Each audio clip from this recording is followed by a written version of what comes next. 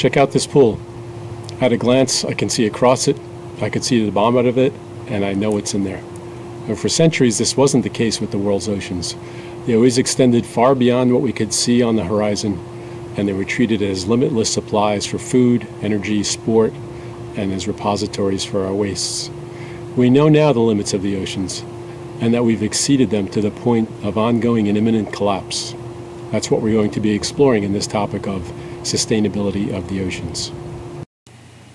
Wow, that was a refreshing dip in the ocean. What we're going to cover in topic 14, sustainability of the oceans, is first why we should bother studying the oceans. There's many good reasons. We'll then consider the oceans as sort of the biggest commons in the concept of the tragedy of the commons. We'll work with coral reefs as our sentinels, or our canaries in the coal mine. As go coral reefs, so go the oceans. So we'll spend some time understanding how they work. Then we'll consider major impacts on the oceans. And finally, we will wrap up with asking the question, based on how the oceans are going today and projections for the future, are they sustainable? As always in this class, we'll ask the why bother question. Why should we bother studying and understanding the oceans? Many good, important reasons. One is biodiversity.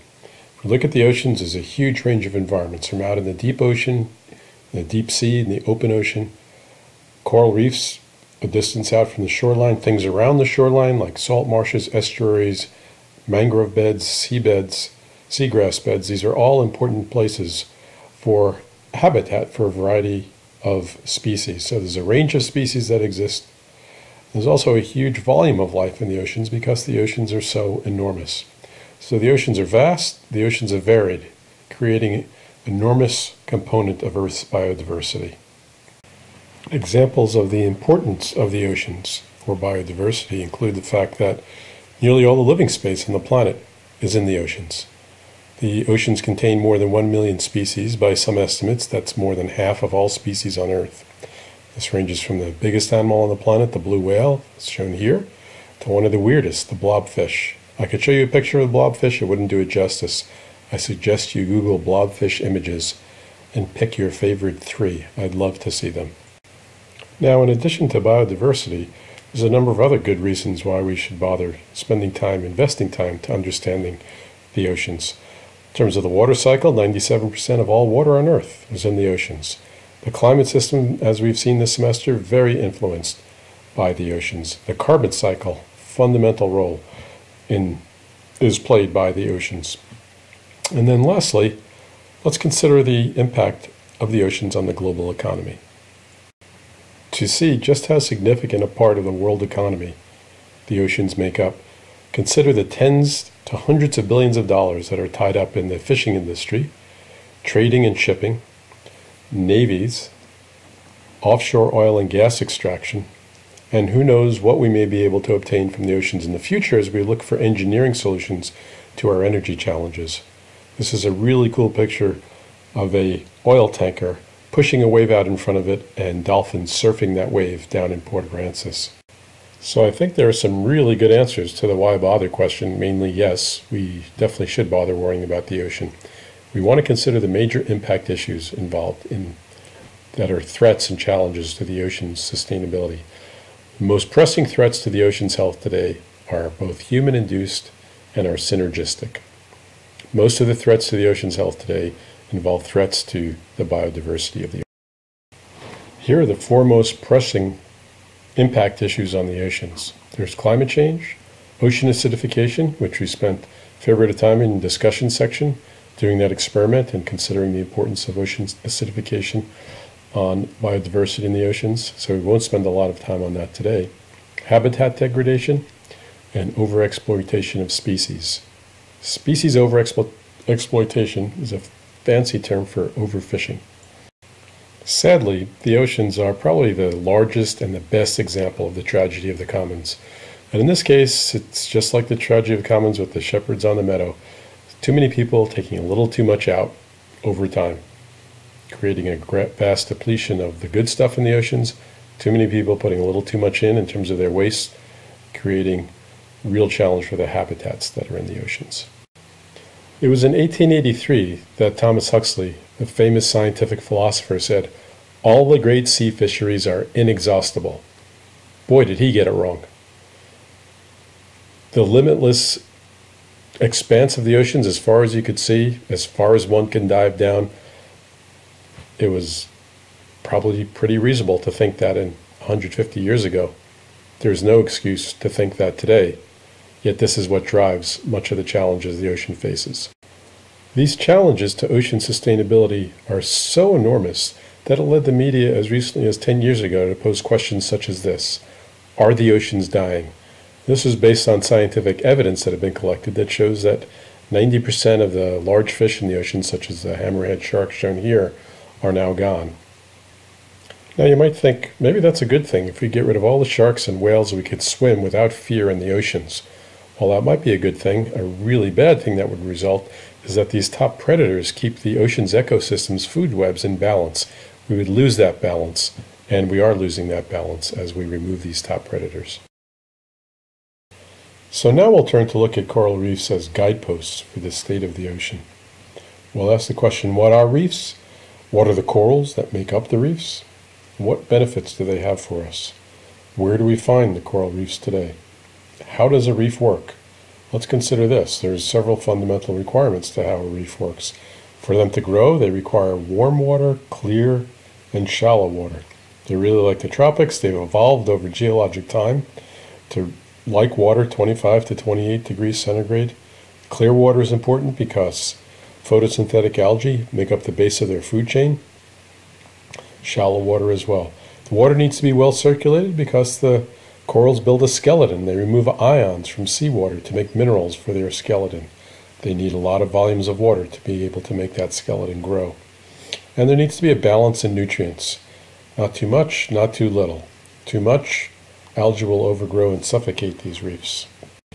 Reefs are important to us for a number of reasons. They make shore zones safe by breaking up and dissipating wave energy, protecting coastlines. A quarter of all species in the ocean live in and around reefs, so it's an important part of the ocean's biodiversity. Things that live in reefs and around reefs also produce important compounds for fighting some diseases. They're an important source of food. A tenth of the global fish catch is fish that lives on or around reefs.